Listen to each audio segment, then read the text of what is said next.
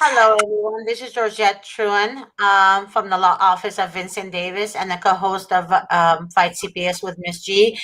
Today's guest is one of dear, close uh, person that I know in the office. Her name is Jennifer Annie. She's an attorney for the Law Office of Vincent Davis. I love her to death. She's amazing, inside out. She's a fighter. She fights for people's rights and does everything she can to get their children back. Jennifer, you want to go ahead and introduce yourself? Hi, my name is Jennifer Ani, and I'm an attorney. I've been practicing for 23 years. I have a specialty in child welfare law, which is CPS matters, and I currently work for the Law Office of Vincent Davis. Thank you, Jen. I'm so excited you're here today with me. So today, I would like to ask you a question, actually, if you don't mind. This is very important, and I want you to tell the people exactly what you feel about this. I received a call from a retired social worker. She doesn't want to be on my show because she doesn't feel comfortable. But she said in her training, she learned that all CPS cases referrals go into the mother's name, specifically if it's a domestic violence. So basically, if the mother had nothing to do with the domestic violence, right, and she reports the incident, it goes in her name, not the father. So the father is not blamed, but the mother is blamed that she failed to protect when she called the police to begin with to make the report to protect her children and herself. How do you feel about that? Well, I mean, I think that is true in that the counties are looking for a way just to keep track of calls to CPS. Now, me personally, this won't be popular, but never, ever, ever call 911 or CPS. That's sort of my motto. It's not helpful generally, but when they are called, they generally do track under the mother's name, which is the maiden name usually. And I know Los Angeles does it that way. I believe Alameda does it that way. Other counties do not. They track under the child's name and birth date. Under the child's name and date of birth. Correct. So basically, this is only in California, but the law does not. I guess it's different in other states. Correct. Okay. So let me ask you something, Jennifer. What type of case is it similar to this, where the mother reported domestic violence and she was the one accused of neglect, and the children went to the abusive father? So, if I understand your question, are you asking me where mother has received a fail to protect because of domestic violence in the home? Yes. And what I think of that? Yeah. I think it's pretty crummy. And I think that you can't win for losing. I mean, if you're calling to report that you're a victim, I mean, at what point does a woman stop being a victim? Exactly. Right. That's my point exactly. Right. So I learned today, Jennifer, actually, on October 2018, foster parents that actually took, they had a record against them in October 2018, and it was unfound for allegation of abuse. Las Vegas police are investigating a case currently, right? From May 20th of 2021, an infant died in their custody. A 2-month-old died in that foster parent's custody. Now, they're still doing the investigation and what have you. However, that foster parent had a record on her from 2018, but yet placed the baby with her, right? But if a new mother has a record with CPS from 2010, right, and she has a new baby, they go after the mother taking the baby from her because of that record. But yet they place. That's wrong. That's wrong to begin with, because 2010, I mean, that's, 21 or 11 years ago, right? So that shouldn't be relevant at all. But they say it is. We have a person that called us, and she had a case from 2010, and they took her newborn baby because of that case. Well, so that's incorrect, and that's an error. That's a wrong act, because there has to be a current risk of harm, and anything from certainly as old as 2010. I mean, I would argue anything 5 years old or more, but certainly 2010 falls in that category. I mean, there's no nexus between any alleged harm to the child today in 2021 and there has to be an act by the parent that is incompatible with parenthood. And Perfect. I mean, there's no nexus. There's no connection between 2010 and 2021. So whoever was handling that case for that parent needs to step it up a bit. It's a court-appointed attorney that's handling the case. There you go. So we get a lot of calls like this, and I'm glad people are watching this, because everyone we get, they can't understand what does their back history has to, and also they took the child not because of any neglect, is because the dad made false allegations on the mom, so the mom doesn't pay child support. That's the only reason. Well, let me unpack that a little bit. So the dad made false allegations as to non-payment of child support. That is not in and of itself. That's not an allegation that would wind up a parent in CPS court. Now, jurisdiction of CPS has taken over the child. No, Jennifer, what I am saying is the reason the dad reported the mother to begin with in 2010, because he was ordered to pay child support. So he He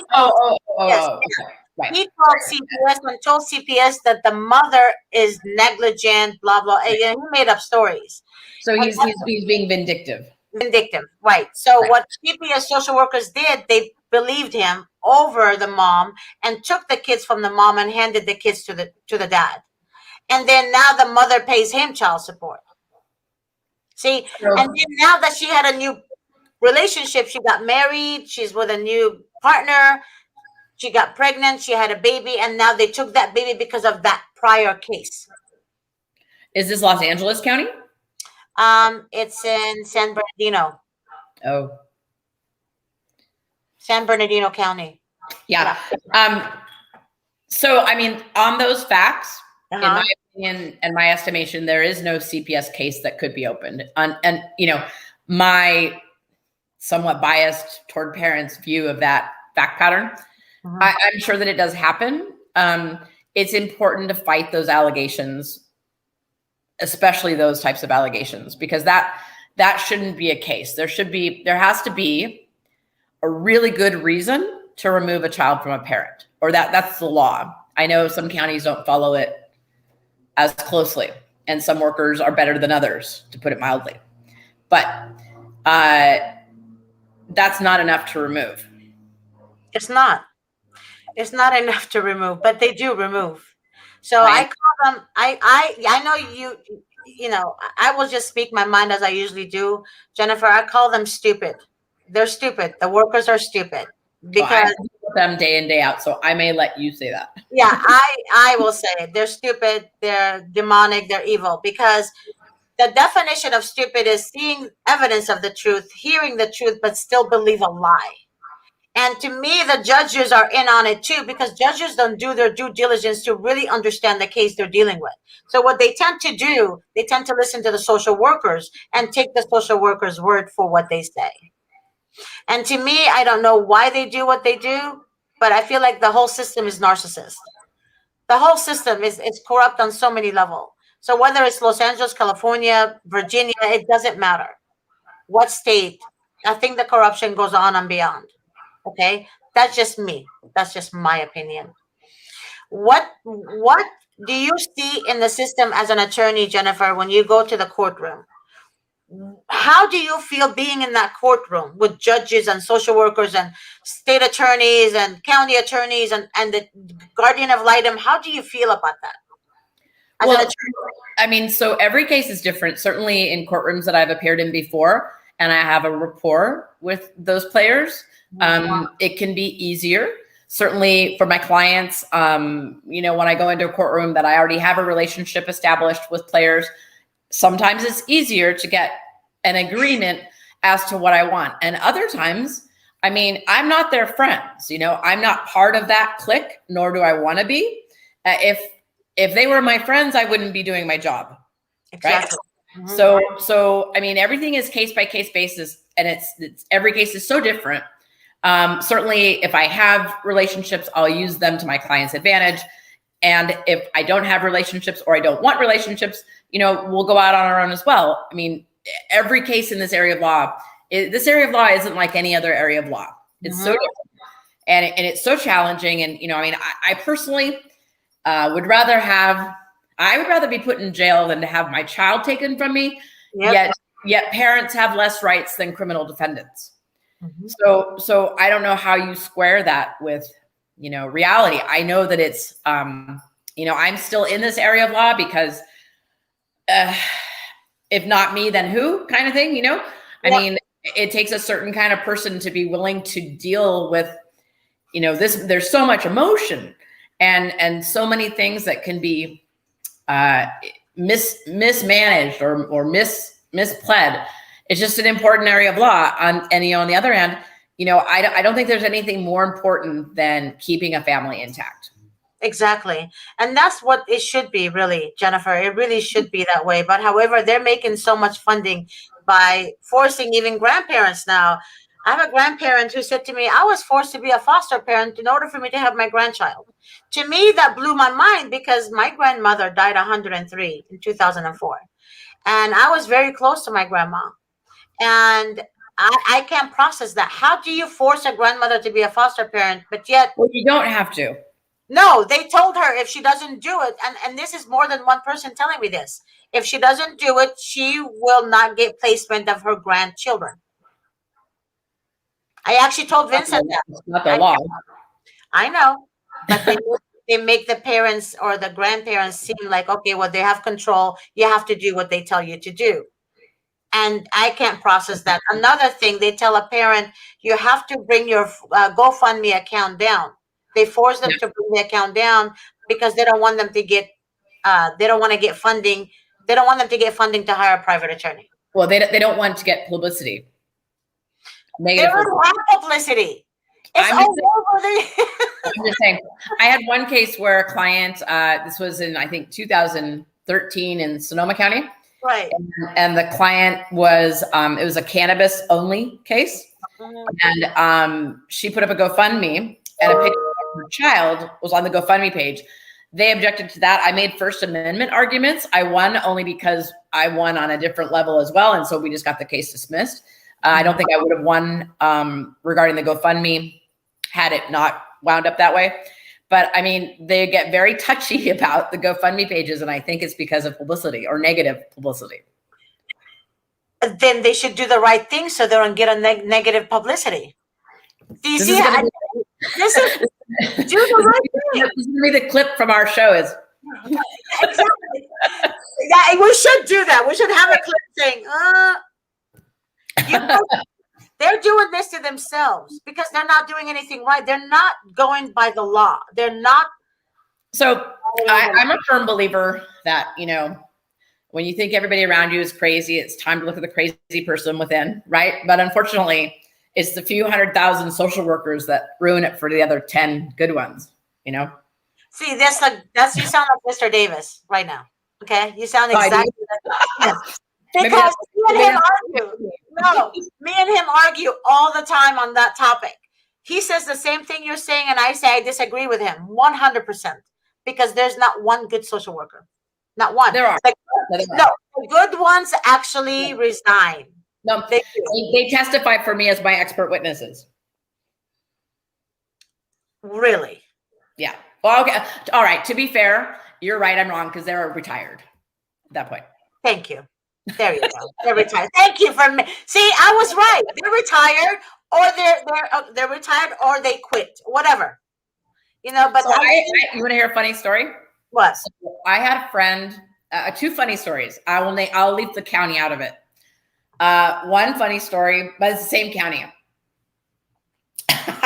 I met a social worker, and we had a case where I happened to be in the hallway. It was one of my first cases ever, like back in 2006.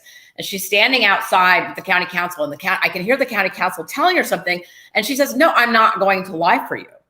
And after the hearing, I said, "Hey, I'm new here, blah, blah, blah." She's like, I don't really want to talk to you, but yeah, you know, like I wasn't going to lie for her. Now, fast forward how many ever years that is later, we're very, very good friends. And she's been over to my old house where I used to live in Marin, jumping on my trampoline, but she wouldn't lie for the county. So she's a good one, but she got written up for being my Facebook friend. And she said, I have to unfriend you on Facebook because my supervisor told me that and she was literally and this is a very, she's got an MBA from a upper level institution. I don't want to be too specific, but she said that she got written up and she was going to get, you know, in additional trouble for being my Facebook friend. All right, here it is. Oh my God. Okay, so that's one story. Another one is, oh my gosh, I have so many stories. I thought that a supervisor just hated my guts in this one county. And every time I went to a settlement conference, he was just, roar. I get a call out of the blue and he says, hey, so one of our social workers, good friend of mine, she's got a case. They're hearing it in Marin County, where I live. Would you take her case? Wow. And I was like, whoa. And it was a Munchausen by proxy case, which I won. But I mean, I thought, wow, what a vote of confidence, right? That they call me to represent one of their own, right? Right. I used to have social workers all the time emailing me completely on the down low saying, hey, can you take this case for my friend of mine, you know? And that those, you know, back in those days, I mean, that was when I really knew I was getting things done for people because I was having those sorts of, you know, reactions. Well, I know that. I know you do get things done. You're really Sometimes. good at what you do. No, you're really good. I always get good report about you. Always. I've actually never had anything bad about you. And a lot of cases that's assigned to you are actually very, they love you. It's just a hard area of law, you know? Yeah, I understand. Virginia says she has a question. I don't know what your question is, Virginia. Please write down your question. I want to also read Monica Hamarco's statement. She said, Miss Jennifer, regarding our case, the first case was dismissed. The baby moved back with daughter-in-law and baby. And they were happy. I can't read her. Daughter-in-law. That first is daughter-in-law and baby moved back in with us. So, right. Okay, you know about this, huh? You spoke with her. No, I'm just reading. Yeah. Little did we know the CPS coworkers were calling the grandmother daily, telling her the baby was in danger and for her to call the hotline. She finally did, and 3 sheriffs showed up and stole the baby 8 months ago.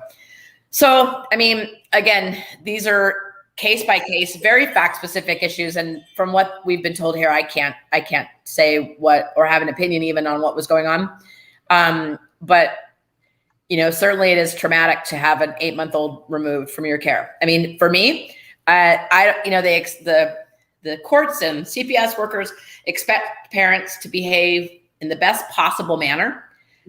Personally speaking, if I were in the shoes and they came for my baby, my infant, there would be blood on the walls.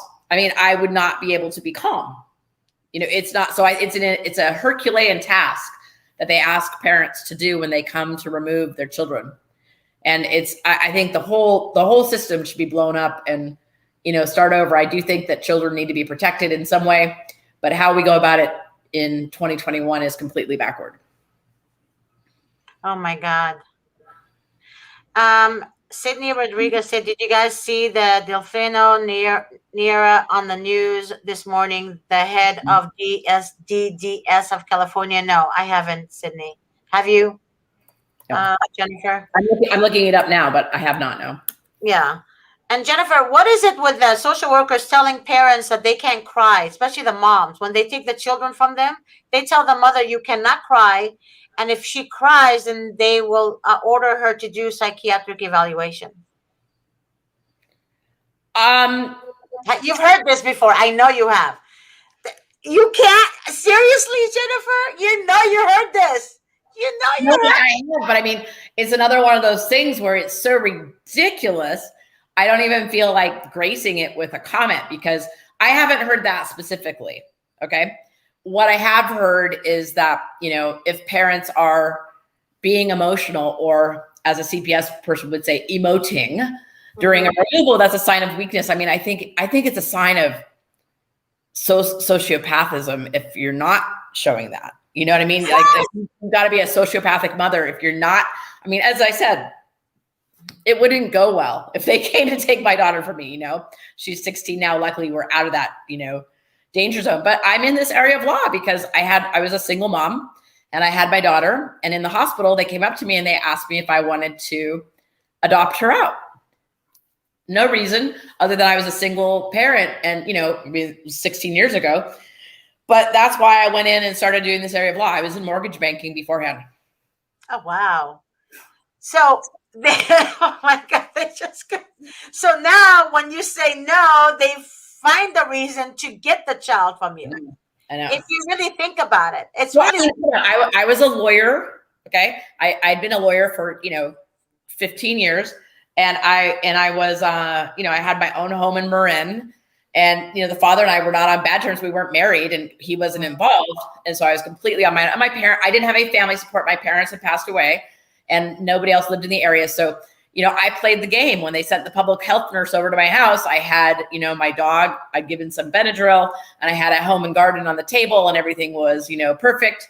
And, you know, yes, nice. And I asked the public health nurse, well, what do you think I should do about this? What's your opinion about this? You know, I just played the game, but that's because I knew that it was going to be okay somehow. Now, I actually could have gone very differently. Anyway, that's why I'm in this area of law, because I thought, you know, this just isn't right. You know, if they can harass somebody like me, who, you know, I had a law degree, I was an attorney, and, you know, I was established in the community. What do they do to somebody who, you know, is a little more unstable than that? I mean, it's terrifying, you know, and gosh, seeing what I see certainly every day. I mean, it's terrifying.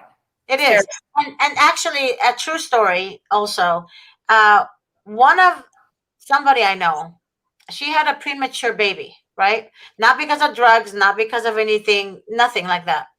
So what happened was when the baby was born, the nurse took the baby and bathed the baby, whatever they do. So the baby, I guess she broke his arm or something happened to the baby.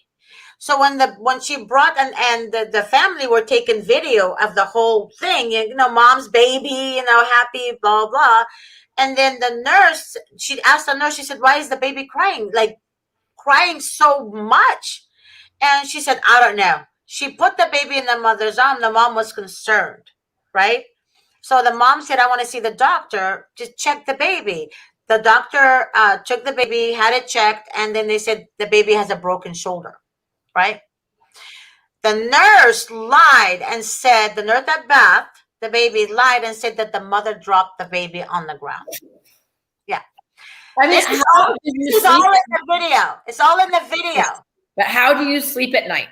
Like, how do you go like that? But see, narcissists do sleep at night. See, it cannot be a normal human being. You cannot have feelings and do this. You can't. So what happened was the hospital reported to CPS, not about the nurse, but reported to DHS from the hospital about the mother. And guess where the baby is right now? The baby is in a foster home. The mom has no drugs, but all of a sudden, 2 months later, right, in the court hearing, they say, oh, there was meth in the system. Meth in the system? It doesn't make any sense. But they're trying to stop a lawsuit against the hospital. That's what they're trying to do. So I put 2 and 2 together. Yeah, you want to stop a lawsuit, you depleted idiots, right? So you have to frame somebody because you can't take accountability for your own effing actions, right? So that's BS. I'm reading about Delfino Niera, and all I see is that he's the director of Fresno County Social Services with a budget of over $700 million. That's all I see about him. $700 million for Fresno County for CPS. Oh my God. Oh my God. This is, to me, wow. 700 million. That's like for one small rural county. 700 million. And I shouldn't say this, so I'm not going to actually say this, but one commissioner who should not be there. Yeah. Yes, I agree. I agree. But commissioners are not judges, though. They're below judges. No, but they can sit, they could, depending on if their county drafts in, a rule that says they can sit as referees unless they're objected to. And many clients don't know this. They can object. The problem is, though, that you go from the frying pan into the fire, as would have happened to me in a certain county that gets 700 million support each year. In that I objected to the commissioner, and boom, we went to the judge, who then punished us for being in. I mean, it was like, how dare you upset my skin? I shouldn't be saying this. I'm gonna. Yeah, but a commissioner, exactly. A commissioner, to me, again, can a commissioner sign a warrant? No. Really? So this is getting a little outside my zone. My educated guess is no. Because, I mean, why else would you have to have a judge's signature? A commissioner's not a judge. However, did anybody hear that? A commissioner is not a judge. I keep telling people that they're not judges. They're just there to substitute if they're clerical. Ill. Right. They're actually clerical in nature, although they don't like it. They're clerical in nature, and in order to make rulings that are adhered to, and I was going to support my answer a second ago by saying that no, they can't sign warrants unless the county has made a special rule that says they can. Okay, so then they'd be able to. But regardless, a commissioner's ruling, which a warrant signature would be a ruling, is appealable to the judge, the presiding judge. Well, where the hell is the presiding judge? Of the family court. Family court or juvenile court? So juvenile, there is no such thing as juvenile court. It's a superior court convened as a juvenile court, which operates only the Welfare and Institutions Code. So no evidence rules, no family court rules, nothing. It's only the Welfare and Institutions Code. So the presiding judge is of family court. Right. If that makes sense. I don't like any judge. Well, I don't. The only judge that I ever loved, it was in 2009, and his name was Judge Silverman. And he was such a good judge. I don't know if you know who he is. LA Court, North Hill Street. He was a judge, family law judge there. And he would address the family with mom and dad, not petitioner and respondent, but mom, dad. Nice. And he was so fair and so into the cases. Unfortunately, he retired. But ever since the judge retired, all the other judges that take over, they're either narcissistic, bipolar, empty up here. Don't have a dog in the fight, No, they're crazy. They don't make sense. It doesn't make sense. They either sit there. I think they're farting maybe in silence. Their facial expression is kind of like, are you serious right now? Are you paying attention to what's going on? Are you looking at the transcripts? Are you looking at the evidence? Are you actually reading the evidence? Do you even know what? It blows my mind. And then they rule based on a decision because they see the outside of the person, right? So if I am a firefighter, right, and I'm wearing a suit and I'm 6'3", and I'm the abuser, right, in the relationship, guess what? The judge is going to side with who? The firefighter that married a district attorney who became a judge, right? So that's what the judge is going to rule favor of. Not the innocent mom, but the other side. I have no comment. Huh? I have no comment. I know, but I know you have no comment, but that's how I see it. No, I mean, it's very accurate. It's political, it's all of the above. And unfortunately, when things like that happen, it tends to make the person on the out or the receiving end of that abuse, it makes you crazy, right? Yes. Makes you do things that, like, they say, oh, look, see, now she's crazy, right? Yeah, she's crazy. Look, she's behaving because everybody's against an innocent person, right? Right. And the woman, the mother is like, wait a minute, this is my child. What are you thinking? And they're not thinking. Unfortunately, they're not thinking. Well, it is not to the point where I think the courts in these cases, I mean, the human aspect of the CPS case is nowhere to be found anymore. Right. They're just processing cases. There's no justice. It's just a legal system, and there's no human aspect, Right. So Dorothy Cook Yes. asked a question. She said, "Can a signature of a judge be typed instead of handwritten on court Yes. documents served to parents when the child is removed from their custody?" I mean, yes, of course, that calls into question, well, did a judge really sign it, or did the clerk take the judge's name stamp and sign it, right? And Yep. you'd think you could go one more step and at least get a cursive name stamp or, some type of, font that is in italics. Yes, that can be used because it's generally a copy. A parent would have a right to have a hand-signed version at the first hearing, I think. And again, that's an educated guess. I don't know. Probably there are local rules around that issue. Mm-hmm. Okay. So Jennifer, I want to ask you another question. Okay. I know I'm hammering you today. No, I'm good. Can if you don't open the door to a social worker, you know how Vincent Davis always says, do not talk to a social worker without an attorney, okay? Which I understand because they take your words and they twist it, right, to fit their agenda. Now, Mr. Davis also told me that social workers cannot by law go to somebody's house without a warrant to remove somebody's child. That's correct.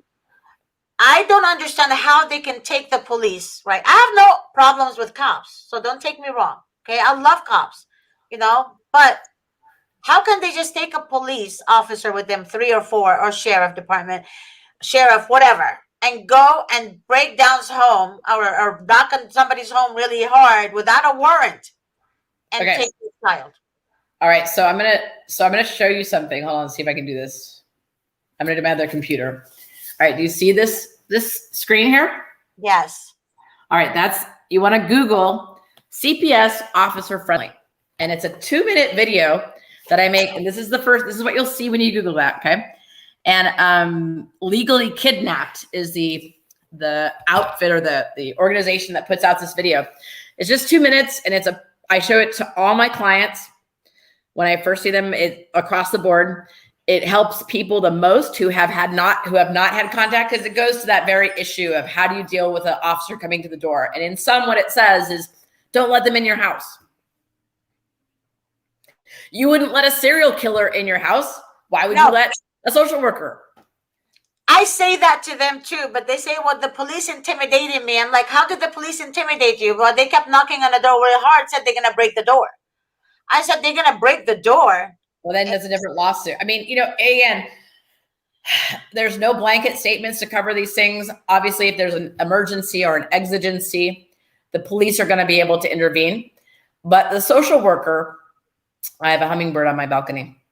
The social worker cannot just come in without a warrant.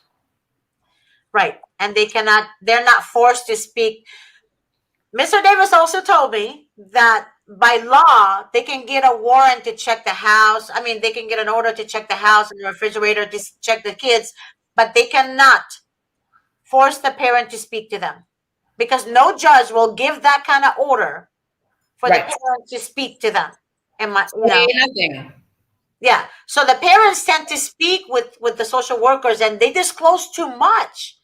The more, if you say anything, I mean, honestly, you need to watch that video, okay? Because what it says is, they will take, they will lie, falsify documents, etc., to make it seem like, there's a terrible home environment when it's just a baby crying, crying, babies cry, and oh, look, a baby crying, okay, and it's.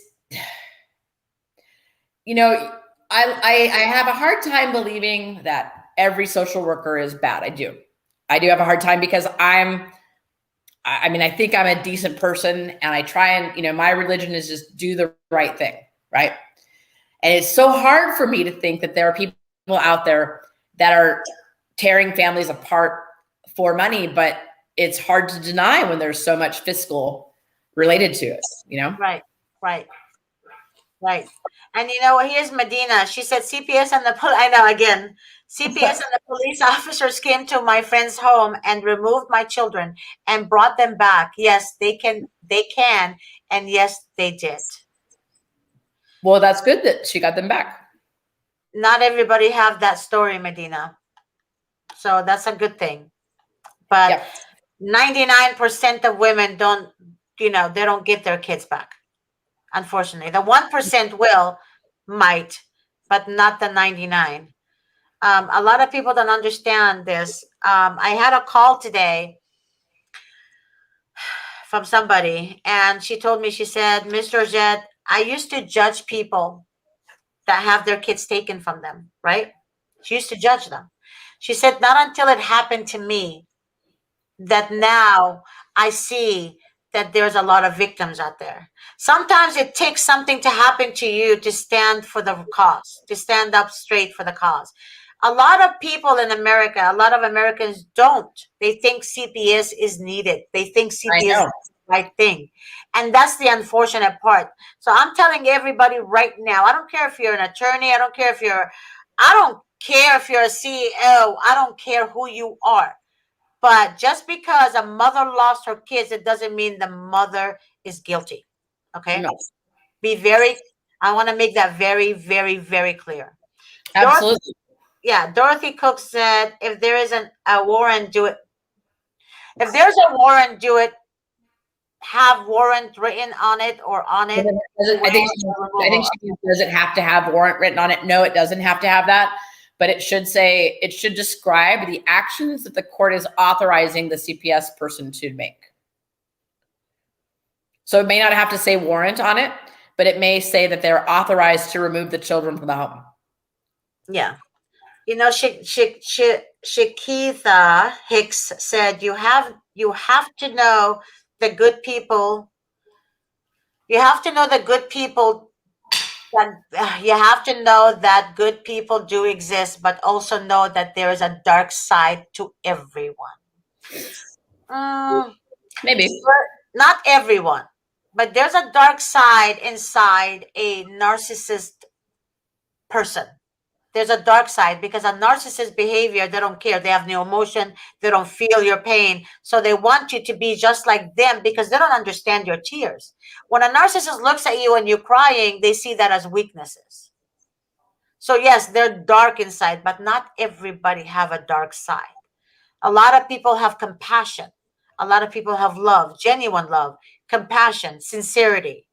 You know, when I talk to Jennifer and she has a case she's working on, I hear the passion in her. I see it. I hear it. You know, I hear it. That's why I wanted her to be on my show. So not everybody is the same. So I disagree with you on that one. And not every situation is the same. No, not every situation is the same, and not every attorney is the same. You know, Right. I don't have respect for court of pretenders. I call them pretenders because they're nothing. They're useless. They're their body. They wear nice shoes, right? And a jacket, and they look all polished, but they're actually useless. There's no need for them. But what are they doing except maybe help the county win? You know, help the social workers win. I know, Jen, you can't comment, but that's what they are. That's what they do. I know an attorney, in fact, in the Monterey Park Courthouse. I know him so well. And he's the head of attorneys now. And there's a video of him on Facebook drinking and playing poker with judges and social workers. Okay? So there you go. So it's kind of like they all sleep together. You know, they all kind of connected somehow. So yes, they help the county win. Counties don't like to lose. A narcissist doesn't like to lose. So they will do everything possible to win. To win. Sorry, I must be a narcissist. Then I must be a narcissist. I don't like to lose either. Yeah. So, but you know what I mean. They don't want to lose. Yeah, they don't want to lose. Your dog or my dog? Yeah. See, Devona said you gotta use pretenders because you know I'm right, Devona. They are pretenders. So I never call them court appointed attorneys. I always call them pretenders. They're useless and there's no need for them. How I want to ask you also a question. Jennifer, when you deal with a court appointed attorney, right, on the other side, and you know that they're lying through their teeth, right, and you have evidence, of course they're going to give you a hard time putting the evidence in. Am I right? I always use so I start out differently in that I posture myself as I'm going to be the one to do the heavy lifting in the case. In other words, if I need to write the motion for even both parents, not just my client, but the other client, I'm going to do the heavy lifting. So I try not to get myself in that position where I'm opposed to the public counsel, because it doesn't help anything, right? It just Right. makes it harder. So Right. I try and posture myself from the get-go, Right. whether it's by something I say or a motion I file on that attorney's behalf as well. I just try and make their life easier so that we can get what we want. Does it really work out that way all the time? I mean, I'd say, it's certainly not a worthless strategy. And because people are going to take the path of least resistance. So if I'm doing their work for them also, they don't really care, right? I just don't like them, Jen. Well, I'm not saying I like them. I'm just telling you what my strategy is to deal with them. The strategy to deal with it, but you got to have a workaround. I can't just say, "Oh, I hate you," and then just be. I have to work with it, and that's and some parents don't understand that either. Sometimes you the path of least resistance is I only have two goals. I want to get the kids home and get the parents out of the system, and however I do that, that's my call. My call is strategy. I'm assuming every client I have wants their kids back and want to get out of the system just as quickly as possible. So that's all I try and do, and I do it by whatever means possible. Exactly. But when you're out of the system, you're not really out of the system. No, you're not. Yeah, you're not. So when you say out of the system, a lot of parents think, okay, well, that's it. They're not coming back again. They're done. We're done. Move away. But no, they have to move away to another country. Because if you go to another state, they're going to be targeted because they're all connected together. People don't understand that. People don't see that if they have another, but they know. They actually know, because one of somebody told me they moved from LA to Florida. She had a baby in Florida. Her case was closed 2 years ago, right, in LA. She went to Florida. She had a baby in Florida, and they found out that she had a prior case in LA. So I think it's county specific, because hypothetically, I've told many mothers who are pregnant to go to X county or Y county from ABC county, where I know ABC county will get them, caught up. And I've had many, many, many, many mothers give birth within the state of California in just different counties. So everything is, again, case by case. And just recently somebody went from county A to county F and no issue. Baby's home, they're fine. So really, and I had handled her case 7 years ago in county A. This is really weird. I said, you need to go to county F, which happens to be my home county, which I know is very easy. It was a cannabis case, very easy on cannabis. I'm like, you need to go to Marin County, have the kid there. She did, no problem whatsoever. And they're back in their home county now, which is not in Southern California. Okay. I'll take your word on that. But the calls that I get are not telling me that. They're telling me they went to a different state. The nurse said, because of your previous case, they had to notify CPS.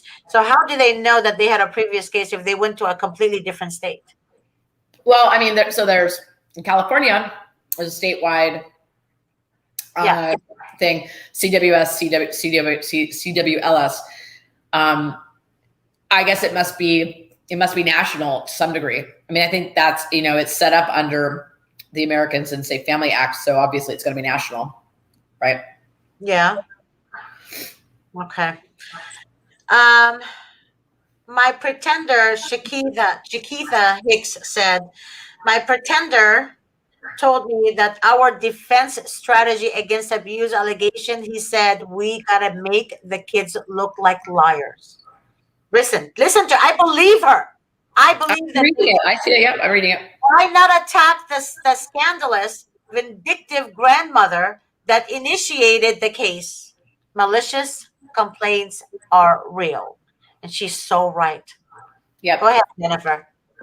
So another one of the problems in this case, as I mentioned earlier, that parents, even though to me it'd be worse to have my child taken than to have me put in jail, you don't have the panoply of rights that a criminal defendant has. And this is one of those cases where they're going to shoot first and ask questions later, and they're going to err on the side of caution and care of the child. And so, something like the maliciousness of a false complaint is only going to come out after the child has been removed, after you've already spent weeks in the process. If it comes out at all, that's not going to happen right away. It's just there's no easy way to say, oh, yes, this person's lying. And the way the system is designed, no matter what myself or anybody else does, the child is going to be removed first. Okay. Bella Bell, she asked, what is a bypass? Sorry, what is a bypass case? All right. So a bypass case is a case where, based upon in California, one of 15 reasons, the county asks the court not to offer reunification services, which means the parent doesn't pass go, doesn't collect $200 or their child, and the case goes right to adoption in 120 days. Now, the reasons for just a few off the top of my head, a violent felony like carjacking or kidnapping in the history that the parent was convicted of, parent failing 2 court-ordered drug treatment programs, and showing that they haven't made any progress with abating a substance abuse treatment from the past. Right. And some forms of sexual abuse that are proven and the parent is convicted. Some other violent acts. Of course, if a parent is whereabouts unknown or is deceased. Okay. Kristen Landers, she asked, how can a parent prove it is in their child's best interest to be placed back home with the real parents and family after DCS keeping the children in custody for 2.5 years on false allegations throughout COVID? I believe that too. And everyone dragging their feet in order to keep our children as long as possible. They actually do that. They've been using COVID since COVID. Right. And it's BS because after they do not make the children and the parents connect together at all because of COVID, then the judge comes back later on and says, oh, I'm reluctant to remove the children now because the children are now calling the foster parents mommy and daddy. Right. I mean, they don't. They don't think about the trauma to remove from foster care when they rip them out of the parents' home. Yeah, exactly that point. We're thinking of the trauma the kids will feel removing the kids from a foster home than removing the children originally from the parents. Right. See, it's shit like that pisses me off. That's why I said they're stupid. There's no common sense. Common sense is not taught in school. Okay? It's either you have it or you don't have it. Common sense. There is actually kids that need to be removed, but they don't remove them. Yes. Okay? But they want to remove the will ones because the will ones are easier to adopt. Okay? It's easier to adopt a healthy child than to adopt an unhealthy child. That's why they do what they do. When one of our clients, her 16-year-old ran from a group home, right? She reported abuse in the group home. He was stabbed in the head by the coordinator of the group home. Stabbed in the head, stabbed in the neck, was in the hospital. They took him back to the group home. Took the child back to the group home. And see, I wouldn't believe you. If I didn't know you, I'd say, no, that's not true. But I know you. I know you're not lying. I mean, it's insanity I have the documents from the Insanity. hospital. It's From insanity. the hospital, and I don't understand that. Insanity. I don't get it. Thank you, Shakira. She said, yes, Georgette is right. This is all this crap that happened, Jennifer, and nobody's doing anything about it. No one. And guess what? The mother is still fighting for her 16-year-old son. Still fighting. And then it doesn't make sense to me, because if a child is 16, why can the child make, how old does the child have to be to make a decision? Well, that's an interesting question.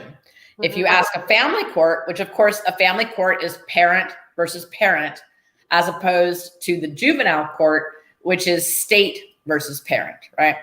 So you would think that in state versus parent, because there's not a familiar interest, the age would be lower, but it's not, it's higher. Oh my God. 14 is supposed to be the age where a child is able to say, I want to do this. But in California, where minors counsel don't provide direct representation, meaning they don't tell the court what the child wants. They tell the court what they think is in the child's best interest, which that's a whole other show. I have a huge problem with that. A lot of this is coming from minors counsel because the child actually isn't getting a voice. Now, over the age of 10, the child is supposed to be, and as of, I think, 2017, there's a law that says, might be 19, that says the court has to inquire and make a formal finding whether or not the minor was asked if they wanted to come to the hearing, and if they were asked, what their response was. And if they weren't asked if they want to come to the hearing, the court is required to continue the hearing. Does that happen in practice? No, never. No. Why? Why doesn't it happen? Why? It takes too much time, I guess. I mean, and when I bring it up in every case. It's never popular. And with COVID, then they started, Mazani, we can't have him come because of COVID. I mean, BS. Well, so the thing about COVID is like, one of the precautions for COVID is not social worker gets to sit on their couch and eat bonbons all afternoon. Like that's not a precaution. They still have to do their job. In fact, I think they're essential workers, right? Yeah. I mean, if they're not essential workers, why are they removing our children? They're using COVID as an excuse. It's just another hindrance to the family. And that, to me, it doesn't make sense. COVID has stopped parents from seeing their kids for a year. I know. Year. More than that. Since April 2020. Right. And then when they go back to court, then the judge, like I said earlier, the judge says, well, the kids are used to the foster parents now. Right. So goodbye, family. Go home. Don't cry over used to is not a reason for not reunifying. I know. But that's parents. I know. They brainwash them too. I feel like this is like the new world order. I'm being honest. Yeah. I feel like this is the new world order, that I'm Christian, so I hear about that, the end of days, because they use the children as numbers. Each child has a number. Each child has an attorney. Am I right? Yeah. Child has an attorney. Yep. The parents have a case number as well, and one attorney cannot represent two parents. They have to represent one or the other. I mean, I have represented both, but it doesn't run. It's not best practices. It's not. So what they do, they divide the families completely. Right. And they divide your immediate family from you. So your immediate family don't help you financially to hire an attorney. So what they do, they go to the other side and say, oh yeah, Georgette said this about you. Right. Oh, Jennifer said this about you. And how, and then they make them fight. And then all of a sudden everybody is divided. I know. So they create chaos, Jennifer. They do. Yes. They create chaos in order for them to win. So their purpose is what? To divide and conquer. Divide, conquer. So to me, I call them demonic because that's the same purpose as the devil. Divide and conquer. So I told Mr. Davis one time, I said, I wish I was an attorney. He said, I wish you weren't. And he laughed. And I said, why? He said, because you'll be a liability. He said, you are not, I would literally stand in front of a judge and say, you're a scumbag. because that doesn't go well though. that doesn't go well. Exactly. But to me, I see judges as humans. But you're not making the right decisions for people, right? You eat like I eat, you fart like I fart. So you're just wearing, the only thing that makes you difference is on paper, and you're wearing a black robe. It's called black robe fever. Yeah, black robe fever. That's what it is. But that doesn't make you more superior than me. You understand? I feel judges they have too much power, and they're ignorant. And they're all and they're apathetic. Yes, they are very. And for me, for them to believe a social worker, to me, you have to be really stupid or very lazy or both. For you to believe a social worker's word over the evidence that is being, and most of the time, court pretenders don't want to even submit evidence to court. True. Yeah, they don't want to. Why? I have no idea, other than helping the county win. Do you have that problem when you want to represent evidence to the court, Jennifer? No, I mean, so two things happen when I sub into a case. Yeah. The first one is that, I cite law and I refer to cases, which is sort of intimidating to the other attorneys because they don't tend to do that. And I submit evidence. So, I mean, that's what you do in my role. So, have you ever had, what I'm saying is, have you ever had a judge deny the evidence, looking at the evidence? Deny. No, I don't want to look at it. It's done. I'm done. Almost all judges will allow evidence to come in. It's the weight that they give the evidence. So they may say, okay, Ms. Ani, you have this, psych eval that says your client is not crazy, but I'm going to say she's crazy because I'm not going to give this evaluation much weight. So they have that power still. See, that's why I say stupid. Seeing the truth, hearing the truth, seeing evidence of the truth, but still believing a lie. I will call them stupid until forever. Okay. So I want to ask you one last question, and we have to wrap it up, Jennifer. God, it really, really upsets me so much. Can a parent present evidence of recording? Meaning, if they have I have a Ring camera in my home. No, wait, hold on, Jennifer. Okay. If you're in my home, right? Yes. You're in my home. If I want my camera on, it's going to stay on, right? Yes. Do you have the right to tell me to turn off my camera if this is not your home? No. And I tell my parents to go one further and put a note on the outside, some kind of a plaque on the inside window by the front door that says the premises is under surveillance. Right. But the issue is the unknown taping. Like you need to have consent. And if it's written on the door, so the social worker sees it, then there's implied consent. And you can introduce it. Did you guys hear this? Everybody, this is important. You say it again, Jennifer. Say it again. So if you want to be able to tape social workers in your home, you don't need to ask them. You need to have it put so that they see it when they walk in. So a sign, on the inside window right by the door that says, this premises is under surveillance 24 hours a day. That way, when the social worker enters the home, she's making the choice, and it can be implied consent to be taped. This is a good point. Thank you for that, because I've been trying to find the answer. You're awesome. I love it. Okay, so, but with that sign, however, I should say, with that sign, can the social worker demand them to shut the camera off? No. No, the issue isn't taping the social worker. The issue is the social worker's consent. So under my theory, we're gaining consent. It's implied consent, but it's consent nonetheless. That's perfect. I like that, Jennifer. Jennifer, thank you so much. I really appreciate you. And you have a beautiful day. And I will talk to you later in the office. Bye. All right, everyone. I'm going to wrap it up. We have a show tonight with me and Mr. Davis, Relatives Fight CPS. Join me tonight at 7 Pacific Standard Time, again, with myself and attorney Vincent Davis. Thank you so much for joining us today, and I hope this video helps. I love you guys. I don't even know you, and I don't have to know you, but I love you because you're going through a lot.